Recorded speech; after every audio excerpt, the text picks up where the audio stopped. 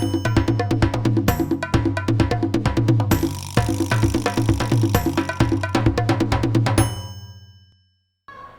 वालेकुम।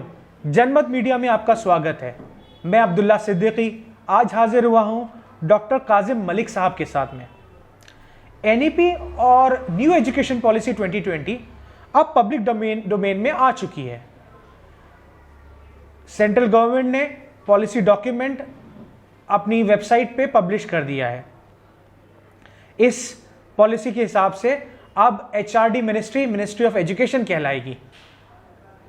जहां पे बहुत सारे लोगों ने इसकी तारीफ की है, वहीं कुछ एक्सपर्ट्स का कहना है कि अंडर प्रिविलेज तबके के लिए और गरीब लोगों का एजुकेशन के थ्रू अपने अपलिफ्टमेंट का ख्वाब अब चकनाचूर हो जाएगा। आइए हम चलते हैं आज के हमारे मेहमान डॉक्टर काजिम साहब के पास और उनसे जानने की कोशिश करते हैं कि उनके इस बारे में क्या ख्याल है।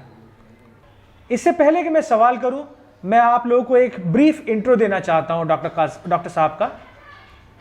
डॉक्टर साहब एक जूनियर कॉलेज में प्रोफेसर हैं, एजुकेशन काउंसलर हैं और कई एजुकेशन इंस्टीट्यूट्स में एज एन एडवाइजर हैं। यह कहना गलत नहीं होगा कि डॉक्टर साहब एक एजुकेशनिस्ट हैं। अस्सलाम वालेकुम डॉक्टर साहब। वालेकुम सलाम। आज का मेरा पहला सवाल, हम और हमारे व्यूअर्स को आप प्लीज बताएं कि इस न्यू एजुकेशन पॉलिसी में नया क्या है। बहुत बहुत शुक्रिया जनमत मीडिया का। मैं शुक्रगुजार हूं कि उन्होंने मुझे मौका दिया इस अहम विषय पर बोलने के लिए। न्यू एजुकेशन पॉलिसी 2019 का ये डॉक्यूमेंट है और इस डॉक्यूमेंट में बहुत सारी नई चीजों को अनवेल किया गया है। इसमें जो नई चीजें आपको मिलेगी वो ये मिलेगा कि प्री प्राइमरी एजुकेशन जो है उसकी एज की रेंज बढ़ा दी गई है। और पहले ऐसा होता था कि 3 साल या उससे कम में बच्चे प्री प्राइमरी में चले जाते थे। अब ऐसा होगा कि 5 साल से नीचे के बच्चों को एजुकेशन में आपको रेगुलर एजुकेशन में डालना मुश्किल हो जाएगा। गवर्नमेंट की एक पॉलिसी है। दूसरा ये है कि इसमें करिकुलम और पेडागोगी जिसे हम कहते हैं, नया जो करिकुलम है उसमें काफी बड़े चेंजेस किए गए हैं। और पहले हमारे पास जो 10+2+3 का ग्रेजुएशन का फॉर्मूला था, इसको 5+3+3+4 कर दिया गया है। और इसके अलावा दूसरा ये है कि आर्ट्स और साइंस की तमीज जो थी, यानी पहले ये था कि आर्ट्स अलग सब्जेक्ट होते थे, साइंस एक अलग स्ट्रीम होती थी, इस स्ट्रीम को खत्म किया गया है और इनको मिक्स कर दिया गया है। और अब आप साइंस के साथ दूसरे वोकेशनल सब्जेक्ट ह्यूमैनिटीज भी पढ़ पाएंगे, साथ ही आर्ट्स के साथ आप स्पोर्ट्स और साइंस भी पढ़ पाएंगे। मतलब जो उनमें एक हार्ड सेपरेशन था उसको खत्म किया गया है। तीसरे ये कि मदर टंग की अहमियत को बढ़ा दिया गया है और मदर टंग और लोकल लैंग्वेज और नेशनल लैंग्वेज की अहमियत को बढ़ाकर इन लैंग्वेज को हर स्कूल के करिकुलम में शामिल किया गया है। और इसी वजह से 3 लैंग्वेज फॉर्मूला स्कूलों में दाखिल किया गया है। ये एक बड़ा चेंज इसमें है। इसके अलावा ये कि क्लासिकल जो लैंग्वेजेस है भारत की, संस्कृत वगैरह, इनको भी इसमें जगह दी गई है और इसमें भी प्राइमरी और सेकेंडरी और हायर सेकेंडरी एजुकेशन को शामिल करने की कोशिश की गई है। इसके अलावा ये कि राष्ट्रीय शिक्षा आयोग एक अपेक्स बॉडी बनाई गई है जो नेशनल एजुकेशन कमीशन कहलाएगा और ये पैनल रिस्पॉन्सिबल होगा डेवलपमेंट के लिए, इम्प्लीमेंटेशन के लिए, इवेल्युएशन के लिए और एजुकेशन की हर चीज के लिए। एक बहुत बड़ा डिसीजन इसमें यह है कि यूजीसी को खत्म किया गया है, यूनिवर्सिटी ग्रांट कमीशन को, और इसकी जगह और भी जो दूसरी एजुकेशन के हेड्स थे जैसे all India council of technical education वगैरह, इनको भी खत्म करके एक एजुकेशन बोर्ड बनाया गया है जिसको हम वन विंडो हेल्प सेंटर बोलते हैं, जहाँ पे सारे परमिशन, सारी चीजें एक ही विंडो से आपको हो जाएगी। तो ये कुछ बड़े चेंजेस हैं जो एजुकेशन में गवर्नमेंट के जरिए किए गए हैं नेशनल एजुकेशन पॉलिसी। ओके, अगर इतनी सारी नई चीजें हैं तो आपके हिसाब से इस पॉलिसी के 5 मेजर बेनिफिट्स क्या होंगे?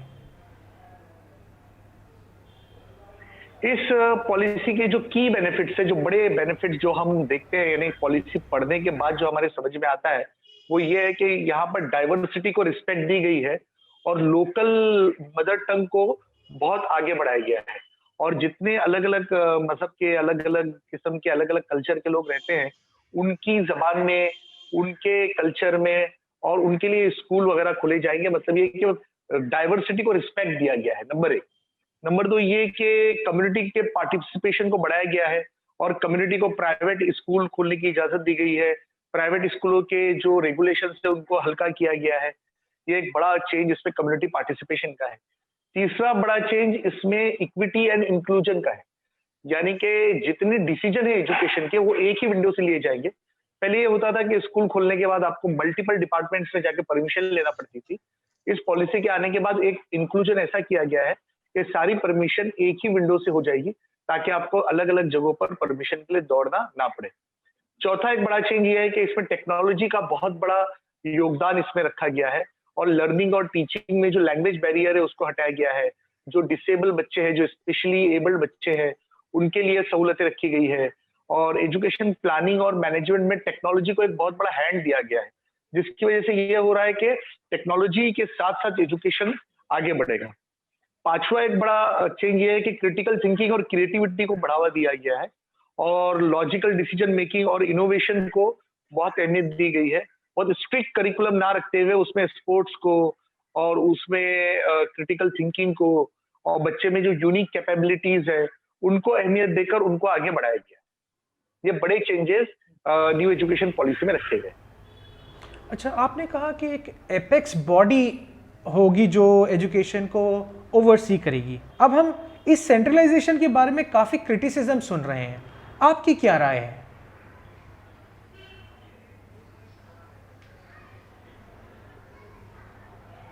ये एक दो धारी तलवार है। ये पूरी एजुकेशन पॉलिसी जो है ये दो धारी तलवार है। मतलब अगर इसको इम्प्लीमेंट किया गया और अगर ढंग से किया गया तो इसके बहुत सारे मस्बत नताए जाएंगे, पॉजिटिव चेंजेस आएंगे। और अगर इसको ढंग से इम्प्लीमेंट नहीं किया गया तो बहुत सारे निगेटिव पॉइंट्स भी इसमें आ सकते हैं। जो लोग ये कहते हैं कि सेंट्रलाइजेशन का नुकसान होगा, उनके जहन में भारत की डाइवर्सिटी है। मतलब कश्मीर से लेकर कन्याकुमारी तक और गुजरात से लेकर वेस्ट बंगाल तक जो डिफरेंट तरह के कल्चर है, डिफरेंट तरह के लोग हैं, हर 120-130 किलोमीटर पे जो आपकी लैंग्वेज बदलती है, लैंग्वेजेस में जो आपका लहजा बदलता है, तो किसी भी पॉलिसी के लिए मुमकिन नहीं है कि वो पूरे भारत के में मौजूद सारे लोगों को उसमें इंक्लूड करे और उनके लिए एक पॉलिसी बनाए।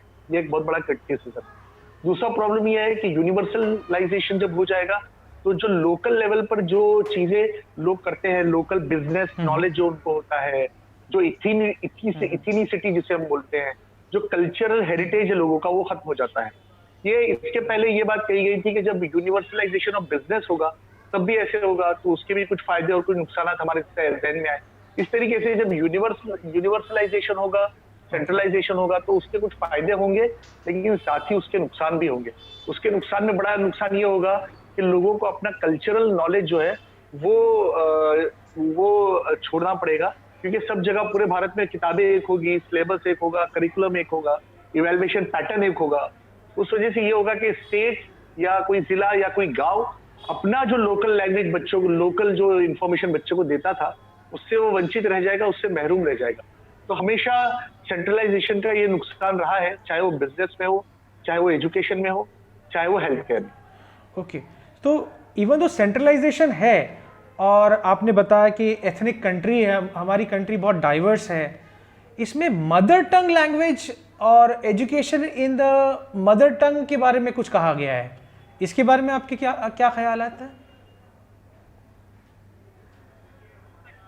देखिए, हमारे यहाँ, हमारे मुल्क में तकरीबन 2370 के आसपास जबानें बोली जाती है। इन तमाम जबानों में हमारे पास 13 या 14 लैंग्वेज में ही एजुकेशन मटेरियल अवेलेबल है, मतलब प्राइमरी से लेकर ग्रेजुएशन तक। और ग्रेजुएशन तक भी आप क्यों बात करते हैं, 10वीं के बाद तो सिर्फ इंग्लिश में ही मटेरियल अवेलेबल है। वो तो सिर्फ जो बड़ी लैंग्वेज है, जैसे स्टेट में हम लोग मराठी बोलते हैं, या हिंदी लैंग्वेज वहाँ दिल्ली वगैरह में बोली जाती है, या बंगाल में बंगाली बोली जाती है, या साउथ में तमिल, तेलुगु और ये सब जबानें बोली जाती है। इनमें मटेरियल अवेलेबल है, लेकिन ज्यादा मटेरियल तो अंग्रेजी जबान नहीं है। तो अब अगर 2000 जबानों में से 1000 जबानों में भी अगर आपको कंटेंट डेवलप करना हो मदर टंग में, तो ये बहुत ही मुश्किल और बहुत ही लंबा एक होमवर्क है। इसके लिए 25 से 30 साल का अरसा दरकार है। दूसरी है कि मदर टंग में हायर एजुकेशन में मटेरियल अवेलेबल नहीं। अगर आपको मेडिसिन में जाना है, अगर आपको इंजीनियरिंग में जाना है, तो ये सारे करिकुलम अंग्रेजी जबान में अवेलेबल है। यहाँ तक कि जो बड़ी लैंग्वेजेस है, हिंदी, हिंदी में भी आपके पास मेडिकल के लिए मटेरियल अवेलेबल नहीं है, तो नेशनल लैंग्वेज होते हुए भी आपको हिंदी में ही मटेरियल आपके पास नहीं है, तो आप 2000 लैंग्वेजेस में मदर टंग में कहाँ जस्टिफिकेशन करेंगे? अब हर मदर टंग में प्राइमरी एजुकेशन तक जितना भी मटेरियल आपने तैयार किया, उसके लिए भी 2000 लैंग्वेज का मटेरियल तैयार करने के लिए आपको 8 से 10 साल लग जाएंगे। तो बहुत बड़ा टास्क है और गवर्नमेंट ने बहुत बड़ी जिम्मेदारी अपने ऊपर ली है। इस जिम्मेदारी को अगर वो पूरा कर पाए तो बहुत अच्छी बात होगी, लेकिन ये इस वक्त हालात को देखते हुए मुश्किल लगता है, जहाँ कोविड-19 में हमारे पास बजट का प्रोविजन नहीं है, एजुकेशन में हमारा जीडीपी दूसरी एशियाटिक कंट्रीज से बहुत नीचे चला गया है, तो अब हमारे पास जो बेसिक सर्वाइवल के लिए जो बजट चाहिए उतना भी हमारे पास पूरा नहीं है। तो अब इनोवेशन करके नए सिलेबस की तैयारी करना, फिर किताबें छापना, फिर हर स्टेक होल्डर तक उसको पहुंचाना, ये बहुत मुश्किल काम है। फिर कई लैंग्वेजेस ऐसी है जिनके लिए रिटर्न लैंग्वेजेस मौजूद नहीं है, जैसे आदिवासियों की जो लैंग्वेज है उनमें आपको खड़ी बोली या जिन्हें हम कहते हैं, उनमें तो रिटर्न लैंग्वेज मौजूद ही नहीं है। उस जमाने तो सिर्फ बोली जाती है, लिखी नहीं जाती, पढ़ी नहीं जाती। तो उनमें कंटेंट डेवलप करने के लिए आपको एक्सपर्ट चाहिए, वो एक्सपर्ट भी आपके पास नहीं है। तो बोलना आसान है कि हम मदर टंग में एजुकेशन प्रोवाइड करेंगे, लेकिन सिर्फ 13-14 जबानें जो आप करेंसी नोट पे लिखी हुई देखते हैं, उसके अलावा बाकी जबानों में कंटेंट डेवलप करना और उसको छापना और उसको उसके स्टेक होल्डर से पहुंचाना एक बहुत हरक्यूलियन टास्क है, जिसके लिए कम से कम 10 साल का अरसा चाहिए और एक ह्यूज बजट चाहिए। उसके बगैर ये काम होना मुश्किल दिखाई देता है। ओके, तो मदर टंग प्रमोट करने का ख्वाब तो है, बट उसके लिए तैयारी अभी नहीं है। अब आगे चलते हैं,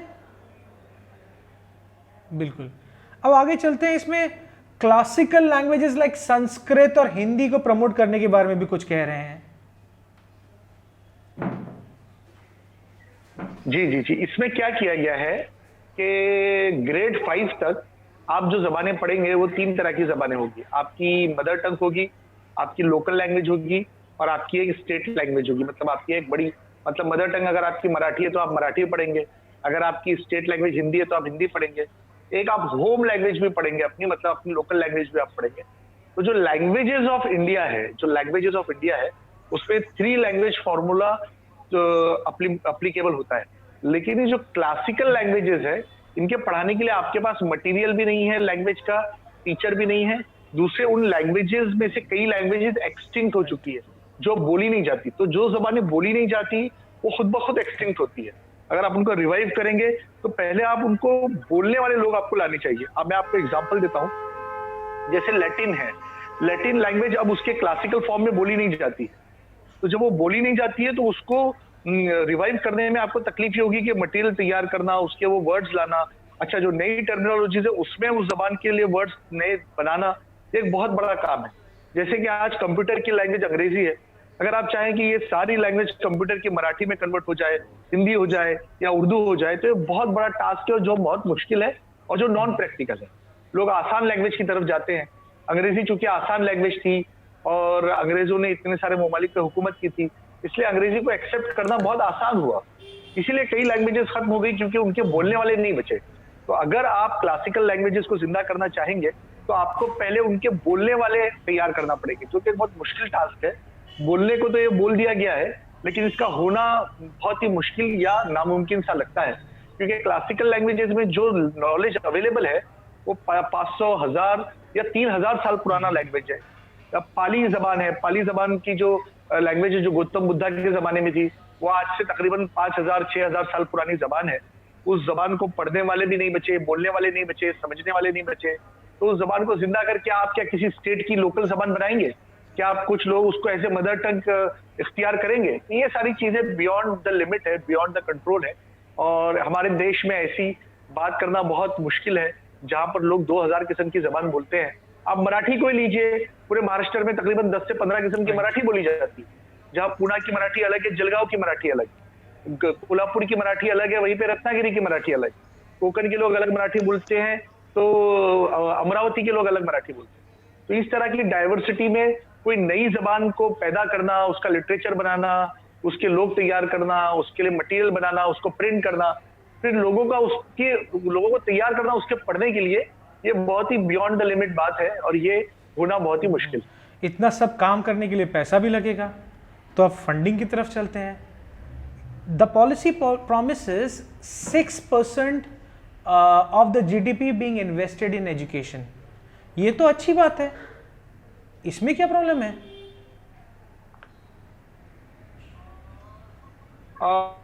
6% जीडीपी जो है ये बहुत बड़ा टास्क है। आज भारत जो 3.5% जीडीपी पे लड़ रहा है, और अब कोविड-19 के बाद जो दुनिया की हालत बदली है, आप ये देख रहे हैं कि बेरोजगारी पूरे एशिया में सबसे ज्यादा भारत में है, भुखमरी सबसे ज्यादा पूरे एशिया में भारत में है।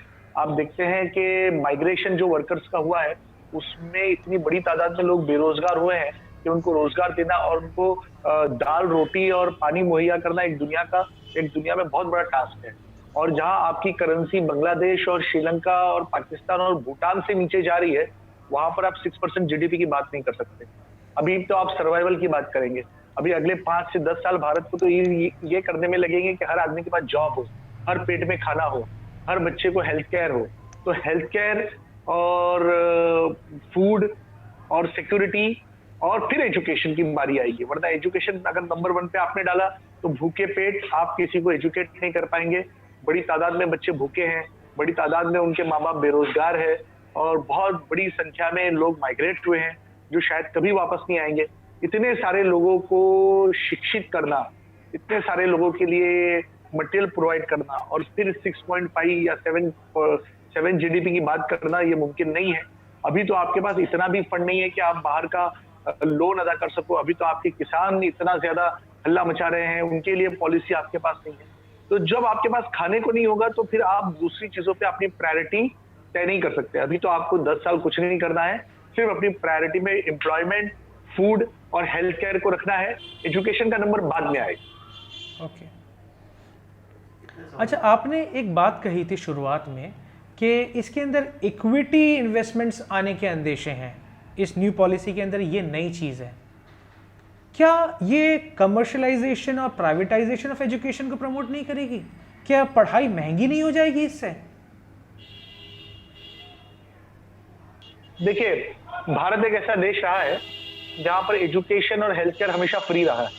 अगर आप प्राचीन भारत की बात करें तो एक आश्रम का एक सभ्यता थी, मदरसों का एक निजाम था जहां पर बच्चे फ्री में पढ़ते थे, हकीम हुआ करते थे, वैद्य हुआ करते थे जो मुफ्त में दवाएं बांटा करते थे। अब क्या हो गया है कि पूरी दुनिया में, खासतौर से जो डेवलप्ड कंट्रीज है, Germany, France, America, Japan, China, यहाँ पर ये दोनों चीजें ना कमर्शलाइज हो गई है, मतलब हेल्थ केयर भी और एजुकेशन भी। इसीलिए आप देखते हैं कि हमारे पास एजुकेशन सिस्टम इतना अच्छा नहीं था जितना अमेरिका और यूरोप के पास था। उसके बावजूद लोग बड़ी तादाद में भारत में पोस्ट ग्रेजुएट करने आते हैं, मेडिकल करने आते हैं, बहुत सारे इंजीनियरिंग के कोर्सेज करने आते हैं। इसकी वजह ये थी कि भारत में एजुकेशन बहुत ही सस्ता था, नंबर 1। नंबर 2, आप देखते हैं कि मिडल ईस्ट से और बड़ी बड़ी अमीर कंट्रीज से लोग इलाज कराने भारत में आते हैं। मुंबई एक मेडिकल टूरिस्ट प्लेस बन गया है। तो ये एक बहुत अच्छी फैसिलिटी थी। लेकिन जब आप इस तरीके का इक्विटी फंड रेजिंग करेंगे तो प्राइवेटाइजेशन होगा। और जैसे आजकल अमेरिका में होता है कि जब बच्चे पढ़ने जाते हैं तो 6 घंटे पढ़ाई करने के बाद वो 6 से 8 घंटे एजुकेशन के अलावा रोजगार पे खर्च करते हैं, जिसके उन्हें $20 मिलते हैं, और इन $20 से वो अपना खर्च चलाते हैं। तो यहाँ भी यही होगा। अब तो गवर्नमेंट की स्कॉलरशिप है। अब तो आप देखें कि AIIMS, all India institute of medical science में 10,000 में 15,000 में बच्चा पूरे साल मेडिसिन पढ़ता है। गवर्नमेंट पूरी फैसिलिटी उसको प्रोवाइड करती है। इंडियन इंस्टीट्यूट ऑफ टेक्नोलॉजी में बहुत सारे हजारों लाखों बच्चे बगैर फीस के पढ़ते हैं। लेकिन अब ऐसा नहीं होगा। जब प्राइवेटाइजेशन होगा तो प्राइवेट प्लेयर आएंगे, ऑफ कोर्स एजुकेशन का स्टैंडर्ड बढ़ेगा और जो अच्छी तालीम हासिल करना चाहेगा वो करेगा। लेकिन जो गरीब तबका होगा वो चूंकि उसके अफोर्ड नहीं कर पाएगा और उसकी अफोर्डेबिलिटी ना होने की वजह से वो पढ़ नहीं पाएगा। ये बहुत बड़ा खतरा इस एजुकेशन पॉलिसी की इस बात से हमको हो रहा है कि फंड रेजिंग जो बाहर से होगी उससे बहुत बड़ा खतरा भारत में प्राइवेटाइजेशन और इसका हो जाएगा, कमर्शियलाइजेशन ऑफ एजुकेशन का हो जाएगा। अच्छा, मैंने ये भी सुना है कि अब आईआईटीज भी फिल्म एक्टिंग सिखाएंगी या आईआईएम्स में फार्मिंग सिखाई जाएगी। क्या ये वाकई सही है? देखिए, ये जो इंस्टीट्यूट होते हैं ना, आईआईटी और आईआईएम और ट्रिपल आईटीज, ये भारत के ना प्रेस्टिजियस इंस्टीट्यूट होते हैं। इन प्रेस्टिजियस इंस्टीट्यूट को ये बात की इजाजत होती है कि वो जो चाहे कोर्स अपने यहाँ शुरू करें। अगर उनके पास क्वालिटी है, अगर वो अच्छा कंटेंट दे सकते हैं, अगर वो उसमें एम्प्लॉयमेंट जनरेट कर सकते हैं, तो जरूर उनको ये काम करना चाहिए, और वो लोग कर भी रहे हैं। अब ये देखना है कि अगर वो लोग ये कोर्सेज शुरू करते हैं तो उनको वो कितने एक्सपर्टीज गवर्नमेंट उनको देती है, गवर्नमेंट उनको कितना हेल्प करती है। अगर गवर्नमेंट ने उनको हेल्प नहीं किया तो फिर वो बहुत ऊंची और बहुत महंगे दामों पर ये कोर्सेज प्रोवाइड करेंगे, जिसका नुकसान अल्टीमेटली स्टूडेंट को होगा। तो अगर ये लोग ये करते हैं और अगर अपने फंड से ये करते हैं और अगर मुल्क की भलाई के लिए करते हैं और सब्सिडाइज रेट में करते हैं, तब तो देश को इसका फायदा होगा। लेकिन अगर इन्होंने ऐसा नहीं किया तो फिर मुश्किल होगी और सिर्फ अमीर और पैसे वाले लोग ही इसमें जा पाएंगे और गरीब उनसे वंचित रह जाए। वक्त तो स्पेशलाइजेशन का है। अब अगर हम आईआईएम्स में कहेंगे कि एग्रीकल्चर से रिलेटेड कोर्सेज करो, तो मुझे लगता है कहीं ना कहीं ये स्पेशलाइजेशन को कॉम्प्रोमाइज करने वाली बात भी हो जाती है। स्पेशलाइजेशन के लिए बहुत सारे इंस्टीट्यूट है। ये जो चीज की जा रही है वो इसलिए की जा रही है कि एक इंस्टीट्यूट को इतना होलिस्टिक बनाया जाए कि वहां पर सारी चीजें हो, मतलब उसको एज ए यूनिवर्सिटी का स्टेटस दिया जाए। ये भी एक तरीके से अच्छा भी है, बुरा भी है। अच्छा इसलिए कि मतलब एक अंडर वन रूफ आपको बहुत सारे कोर्सेज मिलेंगे। बुरा इसलिए कि स्पेशलाइजेशन नहीं होगा, क्वालिटी कॉम्प्रोमाइज किया जाएगा, फीस में कॉम्प्रोमाइज किया जाएगा। तो जब आप क्वालिटी नहीं दे पाएंगे तो फिर आप अच्छा कर नहीं पाएंगे, यानी कि आप जो बहुत स्पेशलाइज इंस्टीट्यूट है उसके साथ कॉम्पीट नहीं कर पाएंगे और आप अच्छी क्वालिटी बच्चे को दे नहीं पाएंगे, जिसका नुकसान बहरहाल आपको उठाना पड़ेगा फ्यूचर में। अच्छा, ये सब करने के लिए इंफ्रास्ट्रक्चर भी बनाना पड़ेगा, उसको बिल्ड और मेंटेन करने का कुछ जिक्र है पॉलिसी में?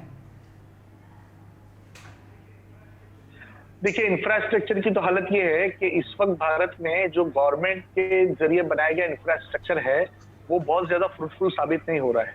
और ये जो ट्यूशन पॉलिसी है, जो प्राइवेट यूनिवर्सिटीज है, जो क्लासेस है, जो ट्यूशन कल्चर भारत में परवान चढ़ा है, तो नेशनल करिकुलम फ्रेमवर्क एनसीएफ ने बताया था कि 1000 करोड़ का ट्यूशन बिजनेस हर साल भारत में चलाया जाता है। मतलब होता ही है कि जो गवर्नमेंट का इंफ्रास्ट्रक्चर है वो खाली पड़ा रहता है और प्राइवेट प्लेयर्स उसमें अपना काम करते हैं। अगर इसको रोका नहीं गया तो अब आप नए इंस्टीट्यूट भी बनाएंगे तो क्या कर लेंगे? आप उनको प्राइवेट अदारों को दे देंगे चलाने के लिए। जिस तरीके से रेलवे का प्राइवेटाइजेशन हो रहा है, एजुकेशन में प्राइवेटाइजेशन हो रहा है, हेल्थ केयर में गवर्नमेंट बड़े बड़े अस्पताल प्राइवेट प्लेयर्स को बनाकर उनको चलाने की अनुमति दे रही है। इसमें तो यही होगा कि आप एजुकेशन में इंफ्रास्ट्रक्चर बनाएंगे और उसको प्राइवेट प्लेयर्स के हाथ में दे देंगे, वो जैसा चाहे उसका इस्तेमाल करेंगे। आपके पास बनाने के लिए इंफ्रास्ट्रक्चर लिए पैसा कहाँ है? आपके पास जितना पैसा था वो तो सब कोविड-19 की किट में खत्म हो गया, उसके इलाज में खत्म हो गया। अब आप तो सिर्फ इस बात को इंश्योर करें कि आपका हेल्थ केयर इतना अच्छा हो कि आपकी जो आबादी है वो बाकी रहे, वो लोग मर नहीं जाए। मतलब ये कि अगर आप ये कहें कि चलिए लोग मर रहे हैं तो वो भी अच्छा हो रहा है, भारत की जनसंख्या कम हो रही है, तो इस तरीके की बात तो नहीं की जा सकती। कोई नेशन ये नहीं चाहता कि उसके जो सिटीजन्स है वो फैसिलिटी ना मिलने की वजह से मर जाए।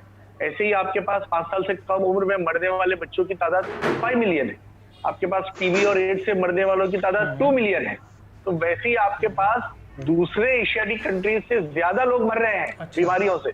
अब आप इंफ्रास्ट्रक्चर बिल्ड करेंगे या उनकी जान को बचाने के लिए आप वैक्सीन और दवाएं देंगे? पहली प्रायोरिटी हेल्थ केयर है, उसके बाद प्रायोरिटी आपको फूड है, उसके बाद अब नंबर आएगा एजुकेशन का। अगर यही पॉलिसी आज से 15 साल पहले आई होती तो हम इसके इम्प्लीमेंटेशन के लिए फंड रेजिंग के लिए वर्ल्ड बैंक से बात करते, प्राइवेट दूसरे कंट्रीज से उसके लिए फंड रेज करते, टाटा बिरला से कहते कि फंड लाओ। लेकिन अब तो सारा फंड पीएम केयर में गया है कोविड-19 के लिए, तो जो कुछ भी होगा वही सेंट्रल एजेंसी से होगा। अब तो कोई किसी के पास इतना पैसा बचा नहीं कि वो अपने अदारे खड़ा करे और उसको चलाए, और गवर्नमेंट के पास भी पैसा नहीं है कि वो नए अदारों को खड़ा करके उन्हें सस्टेन करे। ये पॉलिसी कहती है कि हम नई यूनिवर्सिटीज बनाएंगे, लेकिन उन नई यूनिवर्सिटीज के लिए फंड रेजिंग इतना बड़ा इशू होगा कि ऑलरेडी जो हमने कितना $1000 मिलियन वर्ल्ड बैंक से लिया है कोरोना से बचने के लिए, उसके अलावा अब कितना फंड हम जनरेट कर पाएंगे, ये एक बहुत बड़ा सवाल। अच्छा, वन लास्ट क्वेश्चन। पॉलिसी में ये कहा गया है कि न्यू टीचर्स ट्रेनिंग प्रोग्राम 4 साल का होगा ताकि क्वालिटी टीचर्स मिल सकें। ये नए दौर के नए टीचर्स एजुकेशन पॉलिसी को इम्प्लीमेंट करने के लिए तैयार होकर आने के लिए सालों लगेंगे। इस दौरान existing not so good quality teachers ही पढ़ाती रहेंगी। क्या इस दौरान उनके अपस्किलिंग, उनके ट्रेनिंग के बारे में कुछ जिक्र है पॉलिसी में? पॉलिसी ने ये कहा है साफ तौर पे कि ये जो 4 ईयर इंटीग्रेटेड बीएड कोर्स होगा, इसको हम लोग 2030 तक इम्प्लीमेंट करेंगे। ये कल से इम्प्लीमेंट होने वाला नहीं। पहले जो 1 साल का बीएड था, अब उसको 2 साल का बीएड किया गया है। तो अब ऐसा होगा कि 12th के बाद जैसे ये तय हो जाता है कि एक बच्चे को डॉक्टर बनना है, एक बच्चे को इंजीनियर बनना है, किसी को आर्किटेक्ट बनना है, वैसे 12th के बाद अब ये तय हो जाएगा कि किसको टीचर बनना है। तो जाहिर सी बात है कि जो टीचर बनेगा वो कॉन्शियसली सोच के बनेगा कि 4 साल बाद के बाद मुझे टीचर ही बनना है। मतलब आजकल जैसे होता है कि ग्रेजुएशन के बाद या पोस्ट ग्रेजुएशन के बाद लोग एक्सीडेंटल टीचर बनते हैं कि चलो अब कुछ नहीं कर सके तो बीएड कर लें। अब ऐसा नहीं होगा। अब ऐसा हो गया 4 साल के लोग टीचर बनेंगे और ये 2030 में इंप्लीमेंट होगा। तब तक हमको घबराने की जरूरत नहीं है। हल ये है कि हमको ये देखना है कि जब क्वालिटी टीचिंग अगर आएगी और टीचर एजुकेशन को इतना एक्सक्लूसिव बनाया जाएगा तो टीचर्स के एम्प्लॉयमेंट और उनकी सैलरीज के लिए भी कुछ इसमें प्रोविजन करना चाहिए। जैसे आईएएस की ट्रेनिंग होती है, जैसे डॉक्टर्स और इंजीनियर की ट्रेनिंग होती है, वैसे टीचर्स की ट्रेनिंग होना चाहिए। और ये जहन में रखना चाहिए कि किसी भी मुल्क को या किसी भी कौम को, किसी भी समाज को आगे बढ़ना है तो उसमें सबसे ज्यादा हाईली क्वालिफाइड टीचर होने चाहिए, सबसे हाईएस्ट पेड सैलरी टीचर होने चाहिए, सबसे ज्यादा कंफर्टेबल अगर कोई तबका किसी समाज का होना चाहिए तो टीचर का होना चाहिए, ताकि वो समाज के दूसरे तबकों को इत्मीनान बख्श तालीम दे सके और मुल्क को आगे बढ़ा सके। अगर टीचर्स के लिए सिर्फ आपने एक सिस्टम बनाया और उसको इम्प्लीमेंट नहीं किया और टीचिंग एंड लर्निंग मेथोडोलॉजी अगर किसी मुल्क की खराब हो गई तो उस मुल्क को फिर आप किसी और प्रोफेशन के जरिए आगे नहीं बढ़ा सकते। बहुत बहुत शुक्रिया अपने इन थॉटफुल थॉट्स को शेयर करने के लिए डॉक्टर साहब। वैसे अकॉर्डिंग टू नंदिता नारायण, जो कि एक प्रोफेसर हैं saint Stephen's college new Delhi की, वो ये कहती हैं, this is a national exclusion policy, not an education policy. The NEP 2020 is a blueprint for privatization of education and ideological takeover by the right wing. Education will be used to disempower people further. नाजरीन, आज के जी doctor साहब, बहुत सारे लोगों ने बात कही है, लेकिन आप देखें कि इसके पहले जो एजुकेशन पॉलिसी थी लॉर्ड मैकॉले की, उसको भी हम क्रिटिसाइज ही करते थे। उसके बाद कॉन्वेंट एजुकेशन सिस्टम ने यही किया कि अपने आप को बिल्कुल एक्सक्लूड किया और एक अच्छा एजुकेशन सिस्टम बनाया। तो अगर राइट विंग के हाथों में भी अगर एजुकेशन है, तब भी अगर कम्युनिटीज चाहे तो वो खुद अपने एजुकेशन अदारे बना के, अपना सिलेबस बनाकर, अपना इवेल्युएशन पैटर्न बना के सस्टेन कर सकती है। जैसे पूरे भारत में कॉन्वेंट के स्कूल है, क्रिश्चियन माइनॉरिटी स्कूल, वैसे पारसियों के भी स्कूल हो सकते हैं, गुजरातियों के अपने स्कूल हो सकते हैं, मुस्लिम्स के अपने हो सकते हैं और बुद्धिस्ट के अपने हो सकते हैं। तो ये पॉलिसी में गुंजाइश है। अगर आपकी कम्युनिटी चाहे तो आप कम्युनिटी के लेवल पे अपने इंस्टीट्यूट बना के राइट विंग आइडियोलॉजी को डिफीट करने के लिए अपने तौर पर इस पर काम कर। तो हमारे लिए मौका है काम करने का। आज के इस सेशन में हमारा साथ देने के लिए शुक्रिया डॉक्टर साहब, और हमारे व्यूवर्स का भी शुक्रिया। फिर मिलेंगे अगले हफ्ते एक नए उन्वान के साथ, एक नए मेहमान के साथ। तब तक के लिए अलविदा। जनमत मीडिया।